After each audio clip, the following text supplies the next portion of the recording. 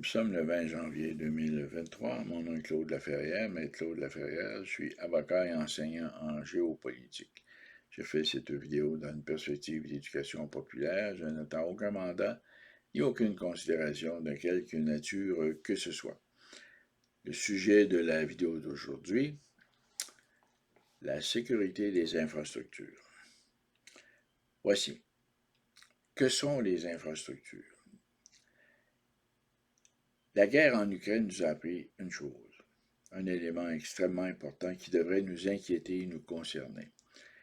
C'est que l'armée russe, les forces de la Fédération de Russie, les missiles en particulier, visent les infrastructures. Autrement dit, on tombe dans ce que moi j'appelle la guerre ignoble, c'est-à-dire qu'on vise les civils, et en particulier les infrastructures dans le contexte de l'hiver. Les infrastructures, c'est d'abord et avant tout des infrastructures énergétiques. On parle ici du réseau électrique, on parle de l'alimentation de l'électricité, on parle de l'alimentation en gaz, en pétrole aussi. On parle aussi des infrastructures de l'eau, tout ce qui est relié aux égouts, n'est-ce pas? L'approvisionnement en eau potable, les usines de filtration d'eau, et il ne faut pas oublier aussi les infrastructures routières, n'est-ce pas, qui sont importantes, ferroviaires, aériennes, les aéroports. Donc, autrement dit, tout ce qui rend possible la vie civile, les éléments de base de ce qui rend possible la vie civile et ce qui fait l'objet de l'ingénierie civile en général et qui fait en sorte qu'on peut vivre dans une ville, dans une agglomération. Évidemment que les infrastructures, lorsque l'on vit en région ou à la campagne, sont beaucoup moins importantes.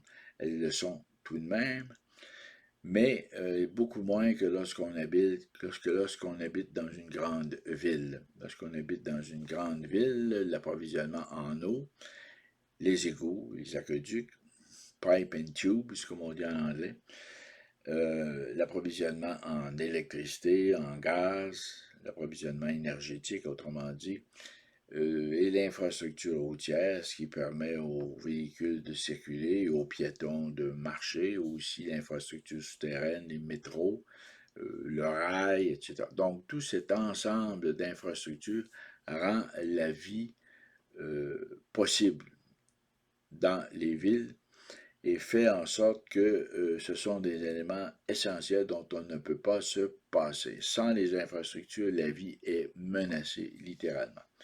Ce qui m'amène à vous parler de la sécurité des infrastructures. La sécurité des infrastructures dans une province comme le Québec, dans un pays comme le Canada, ça comprend bien entendu la sécurité énergétique, ce qui veut dire de manière beaucoup plus étendue la sécurité des pylônes, des barrages, ça veut dire la sécurité des ponts, on le sait, dans la région de Montréal. Donc, il est important de pouvoir, à un moment donné, faire un bilan de toutes les infrastructures selon différentes catégories et de voir quelles sont les faiblesses des infrastructures par catégorie et ce qu'on peut anticiper comme entretien des infrastructures, rénovation, amélioration des infrastructures pour en quelque sorte permettre à la vie communautaire de se poursuivre et de progresser pour que, en quelque sorte, la vie en société, la vie dans nos villes soit agréable et sécuritaire. Donc, il faut bien sûr assurer la sécurité physique avec évidemment la police et la surveillance des lieux publics avec les CCTV, avec les caméras de surveillance, mais il faut aussi surveiller les infrastructures, surveiller leur évolution, avoir un suivi sur l'ensemble des infrastructures et prévoir intervenir avant que se produisent les catastrophes. Qu'on pense à des situations vécues dans le métro McGill, par exemple, au début, en 2010-2011, si ma mémoire est exacte, et à d'autres, au viaduc de la Concorde, par exemple, à Laval. Donc, il faut, et qu'on pense aussi au boulevard métropolitain qui est dans un état de vétusté avancée. Euh, on pense, bien entendu, au pont-tunnel Louis-Hippolyte Lafontaine. On pense au pont Champlain qu'on a remplacé finalement en urgence. On a construit un nouveau pont, mais très rapidement. On n'avait pas vraiment le choix.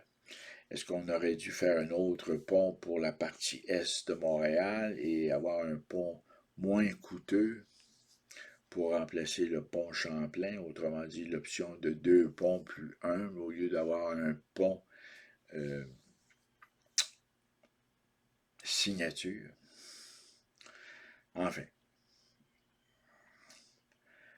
voilà. Donc, c'est là-dessus que je voulais que la réflexion d'aujourd'hui porte et sur la nécessité de réfléchir et de prendre action sur la question des infrastructures, sur la question de la sécurité des infrastructures, comment on peut améliorer cette sécurité, comment on peut renforcer les infrastructures existantes et mieux les surveiller. Autrement dit, étendre les caméras de surveillance à la surveillance, par exemple, des pylônes, la surveillance des barrages, la surveillance des grands réseaux, enfin, des installations de transformateurs de Hydro-Québec, par exemple, la surveillance euh, du réseau d'aqueducs, d'égouts à l'interne et à l'externe, autrement dit, ce qui est sous terre et hors terre. Voilà. Donc, le but de la vidéo d'aujourd'hui, c'était simplement de vous sensibiliser à cette question fondamentale et à laquelle, à mon avis, on n'accorde pas assez d'importance. La preuve, on se fait prendre, passez-moi l'expression, les culottes à terre dans le cas du pont-tunnel où on est obligé d'intervenir en urgence. Ça a été la même chose dans le cas du pont Champlain. Euh, et là, le pont métropolitain, ben, je veux dire, tout le monde le voit dans un état de décrépitude très avancé et personne n'en parle. Évidemment, on peut se poser des questions. Est-ce que les médias ont les bonnes cibles, les bons centres d'intérêt pour informer la population? Euh, on parle beaucoup des changements climatiques, de la COVID. Écoutez, il faut regarder un peu nos infrastructures aussi. Il y a quelque chose qui cloche là. Hein?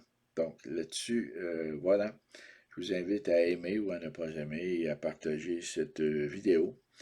Et je vous souhaite là-dessus une excellente journée et à la prochaine.